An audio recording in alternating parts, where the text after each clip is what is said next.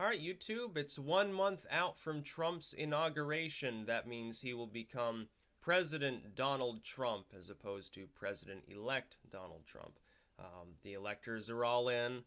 What I predicted came true again. He's not going to be denied the presidency. Obama's not going to clamp down with martial law. Clinton's not going to get in last minute. There's no last minute Jeb surge or Ben Carson out of nowhere. Never Trump fell apart. It will never be a thing again. It was so blatantly obvious that this would be the case. But again, a small vocal group of people on the left, rambling loud and long, tried to scare people into thinking that they actually had the ability to con several dozen electors into abandoning him and supporting Clinton. It didn't work. In fact, it did the opposite. If they had kept their mouths shut, I have a feeling that several of Clinton's electors wouldn't have failed to vote for her. You wouldn't have seen a Hawaii defection for Sanders. You wouldn't have seen people voting for Faith Spotted Eagle. The Colin Powell voters there, maybe they would have continued. But several of these folks probably wouldn't. I mean, it makes Clinton's fans look like bullies. That's why they decided to become Hamilton faithless electors. They abandoned Clinton because Clinton cannot be trusted with the presidency under any circumstances. She will be too old to run the next time around. She won't have the energy for it anymore. If she's even still in the land of the living. She collapsed several times during this election, several times in recent years. She's not in the greatest of health. Even Bubba Bill echoed that during his, I think it was a CNN interview there, before recanting and saying, oh, she's rarely had health problems. Before he said, oh, she often has problems with dehydration. Well, what's that for? What medical condition does she have? Or does she just forget to drink water? She's too busy drinking liquor or something like that. She's known as a drunk. Maybe her liver will fail in the next 4 years. But Clinton has fallen. The Clinton legacy is gone. The Obama legacy is essentially dead. He can scrape together a legacy among the niche of the far left before leaving office. We see him firing the first shot to do that now. With the Arctic drilling ban in some of these locations, because he can't cement himself into a centrist legacy that would be tolerated by the core of America. He has to instead actually go to the left for the next few weeks and do a few things here and there that'll give hope to the core leftist fans that he's amalgamated around himself so that he can keep their favor, so that he'll still have a legacy. It'll be a Jimmy Carter-style legacy, but there will still be people who will respect him for that. It's all he has left. The ACA is fundamentally gone. The TPP never got passed. That was supposed to be a signature economic deal, which would have been a disaster. I mean, ultimately, it's probably better for his long-term legacy that the TPP didn't pass, honestly. I don't know what he was thinking. He kept pushing it. Even after it was made clear that most Democrats didn't like it, he still kept talking about it on Facebook and WhiteHouse.gov about how great it was going to be. Nobody was taken in by it. It was just like when he suggested that he should start firing missiles into Syria to go kill some of Assad's people too. And people so roundly hated it, he had to take a backdoor out and say, oh yeah, but at the same time, we need congressional approval to do it. That was his cop-out. And so his legacy's gone. President Trump will rise on January 20th. And a lot of these people, the pink-haired freaks, will say, not my president. So in other words, you're saying exactly what a bunch of Bible thumpers who thought that Obama was a Kenyan were saying about Obama. It's going to be very funny for the next 4 years to see you do this. You will do exactly the same things. Another prediction here. You will see the social justice side of the left. Not maybe the neoliberals for the most part, but the social justice underbelly of the Democratic Party / movements that are even further left than people like Elizabeth Warren.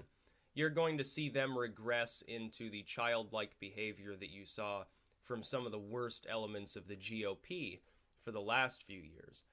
And they'll probably be honestly worse.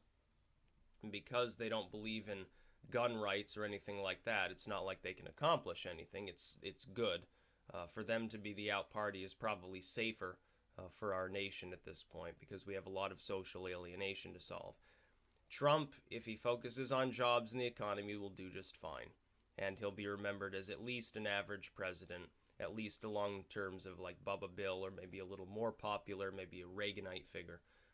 If he goes too much into any sort of social issues, I fear that he will lose support. That being said, when you think of Donald Trump, what's the thing you think of most? You think of money, money in business. He's a magnate.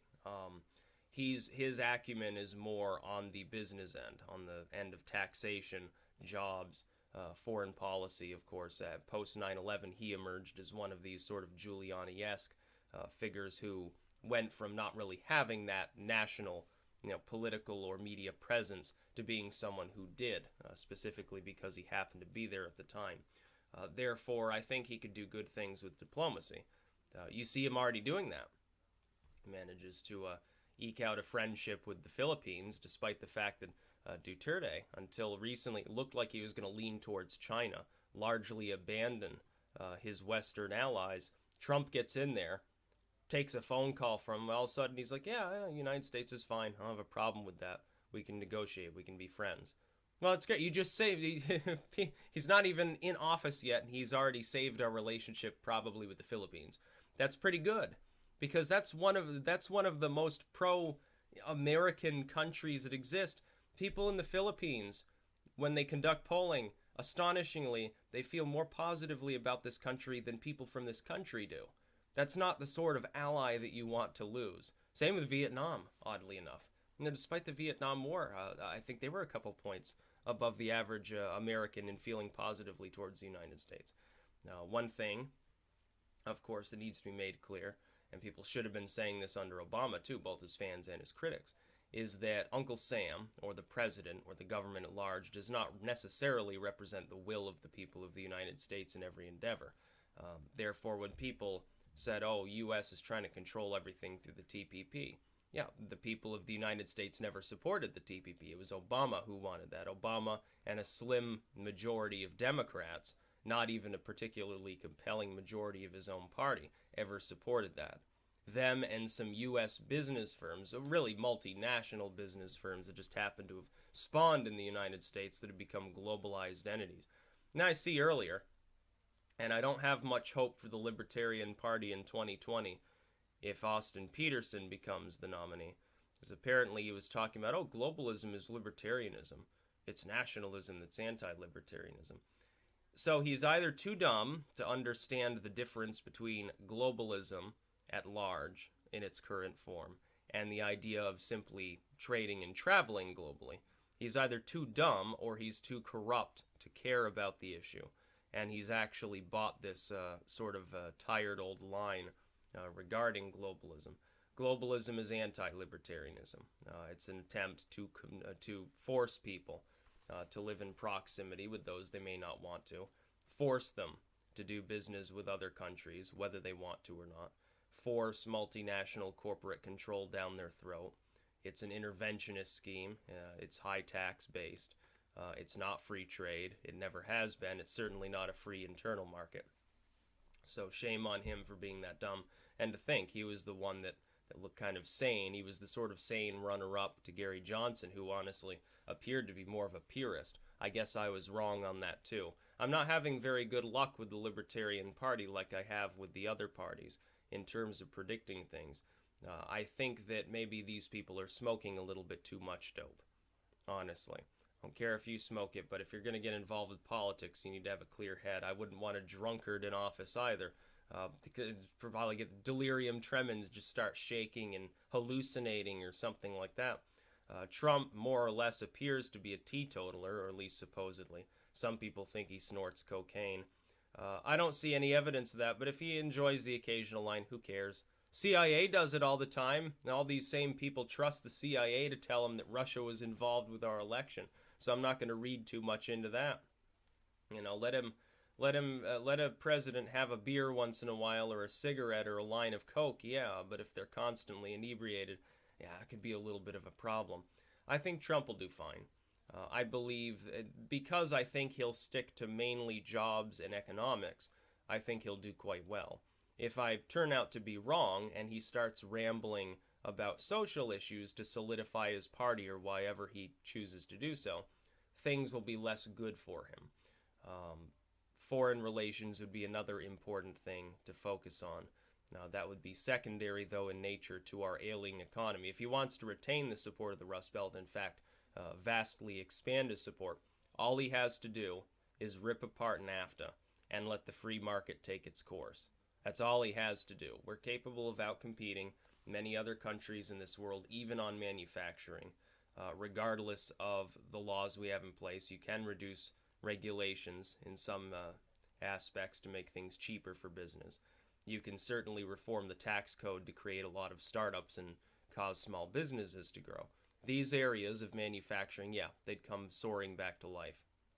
Detroit, the way to save Detroit is probably to get manufacturing into hyperdrive so that businesses move back in along with their workers, infrastructure takes off, and all of a sudden you don't have the problem of a shit ton of abandoned properties there anymore because it becomes a good place to set up shop because it's cheap. They'll say, yeah, you pay $500 for this 10-acre lot here. We just built our factory, paid almost no capital for it. And hell, we save so much money, we'll repave all the blocks around here so we can ship our stuff out. We'll repair the rail lines too. Private industry is capable of doing that. That's how things have worked most of our country's history. It wasn't the government centrally planning all infrastructure. Private individuals and business endeavors did all that long before the government was really involved with anything other than maintaining a fort at the crossroads next to the watering hole so that people could wander through some godforsaken desert back in the mid-1800s. So Trump can do well. Yeah, it's going to be funny to see people say, not my president. Yeah, he is. Whether you like it or not, you don't have a choice in the matter. The people have spoken. They chose Trump over Clinton. A lot of people can't wrap their heads around how she could have lost the electoral vote so handily while winning the popular vote by a fairly decent margin. It's because the popular vote takes place in the states. Just because 2.5 million extra Californians come out to vote for Clinton doesn't mean that should compel people in any other state to have to deal with her shit, now does it? Now, it's very, very amusing to see them use the exact same arguments that a bunch of T-billies did years ago. But now the shoe's on the other foot. Now they get to feel how it feels to, I guess, be the out party and feel ostracized or put upon or something like that. I'm going to drink their tears just as much as I drank the tears of the Romneyites. There were fewer tears there, though. I mean, who felt strongly about Romney? They didn't. They felt strongly about not wanting Obama to be the president again, but they didn't really care about Mitt Romney. Mitt Romney was like a wet dish rag insofar as his speaking skills went, so he couldn't exactly get people whipped up into a frenzy when he sat there and talked about really, really exciting topics like how he was basically Obama, but he was from the GOP, so please vote for me. By the way, I'm a Mormon, but don't ask me about my underwear. That's about all. Peace out.